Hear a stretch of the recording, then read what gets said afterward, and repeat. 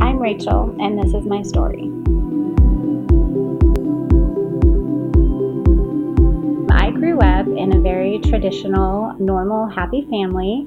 My dad was a university professor, and my mom was a stay-at-home mom. We were the family that had fresh-baked cookies and family game night. We went on vacation. Seemed like the perfect childhood, except there was no God. I don't remember my parents ever talking about God or praying out loud. We went to church probably a handful of times when I was really small, and I don't remember it.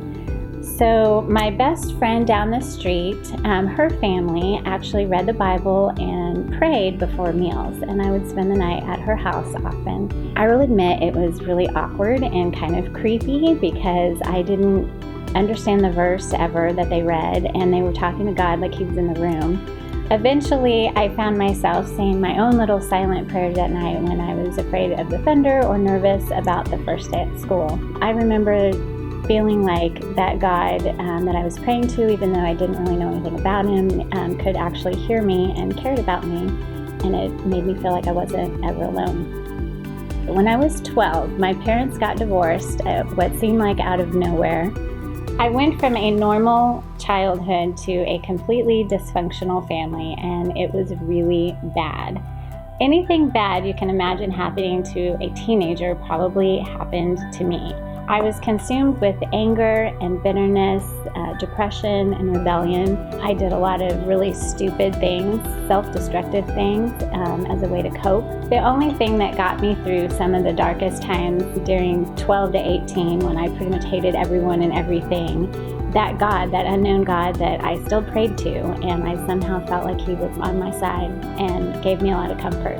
At 18, I hit an ultimate low and decided that I really needed to make some changes in my life. So I decided escape was the best thing to do. Just escape my parents, escape my step-parents, escape my friends and my town. So I was determined to go away and start over and change my life.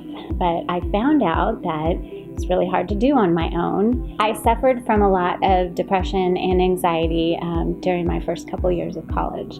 But God wasn't done with me yet. He put some Christian friends in my life, including my now husband. I would go to church with them, and I started learning about Jesus, started learning about forgiveness and him changing my heart. I heard the gospel for the first time. I made a decision to give my life to Christ. It was a silent prayer I said, and I didn't really tell anyone, but I knew that that God I had been praying to gave me peace about it.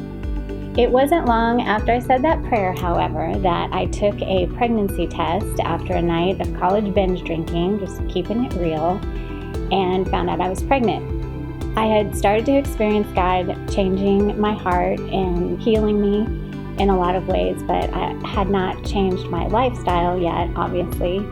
Finding out I was going to be a mother at 21 was a huge wake-up call. The father was a person that I knew really well, and we had been dating on and off for the last few years. He came from a pretty strict religious home and felt obligated to ask me to marry him. So he did ask me, and I said yes, really for no other reason than I didn't want this baby to have a dysfunctional family. I wanted it to have a mom and a dad living together. So I said yes, and we got married 5 months before the baby was born for all the wrong reasons. During my 20s, God really blessed me in many, many ways. The baby was the most amazing thing I'd ever experienced, and God blessed me with 2 more children. I was able to forgive people in my past, including myself, and reconcile relationships with parents and my step-parents. I really began to heal from all the depression and anxiety. God was really changing my heart during that time.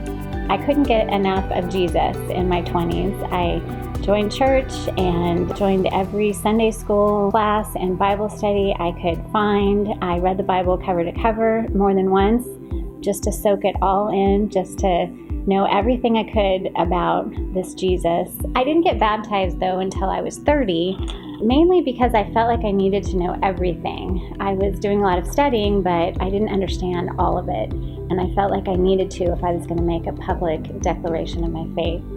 At 30, though, I was actually pregnant with my third child, and God really convicted me that I didn't need to understand it all. I was just being stubborn and downright disobedient, honestly. So I went ahead and got baptized while I was pregnant. God did some pretty miraculous things in my life in my 20s, but it wasn't until my 30s that I really learned the true meaning of trusting God. Our marriage had started off rocky in those non-ideal circumstances, as you can imagine. We got along well, but we were kind of living separate lives, doing our own thing. He was in medical school, I was teaching full-time, we had 3 kids. We were just not nurturing our marriage at all, and 15 years in, we crumbled. I won't go into all the gory details, but our marriage was over. It was bad. God had pulled off some really significant miracles in my 20s, but this seemed impossible. This was impossible. The only thing I knew to do was to pray. I prayed for my ability to deal with the changes of divorce, and I prayed that my kids wouldn't suffer. But God had something else in mind. I couldn't see the big picture, but every time I prayed, God was just telling me to wait. He was saying, don't do anything, don't sign anything, just wait. And I didn't want to wait. That was the last thing I wanted to do. But I kind of felt like this was a test of my faith. Not God testing me, but me testing myself. I had been doing this Christian thing for 15 years, and was it the real deal? Or was I just going through the motions? I mean, was this God able to do impossible things? Was I able to trust Him with everything? I had to swallow a chunk of pride and completely surrender my will to His. That year, God pulled off the miracle of all miracles. I don't even know how He did it, but we decided not to get divorced. We saw a marriage counselor for a year, and we started a whole new marriage. 12 years later, God has blessed me with being able to see that big picture. We had to go through what we went through to get where we are today. And we're no longer in survival mode. We're now able to go through life as true companions that love and care for each other deeply. I guess the testimony of my life is that God can do really powerful things. I don't know why He reached down and grabbed my heart when I was just a little child and knew nothing. I don't know why He stayed with me during those rebellious years when He must have hated everything I was doing. And I don't know why He revealed Himself to me in my 20s when I was so undeserving. And I don't know why He blessed such a rocky marriage and pulled off the miracles that He did. But I know that He's a really powerful God. And that's my story. If I could talk to someone who is struggling in their marriage, I think what I would tell them and encourage them is that no problem is bigger than God. He can do things that you think are impossible.